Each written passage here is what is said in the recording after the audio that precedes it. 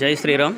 ఈరోజు మన కాకినాడ జిల్లాలో కాకినాడలో రామబాణం అలాగే దాన ధర్మ ట్రస్ట్ ఆధ్వర్యంలో సామూహిక శ్రీమంతాలు అలాగే రాఖీ పౌర్ణమి సందర్భంగా రక్షాబంధ్ కూడా కార్యక్రమం ఏర్పాటు చేయడం జరిగింది.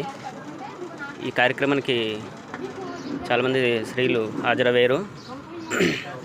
అలాగే ఈ కార్యక్రమానికి మన బీజేపీ నేత మాలకొండయ్య గారు కూడా రావడం జరిగింది. అలాగే మన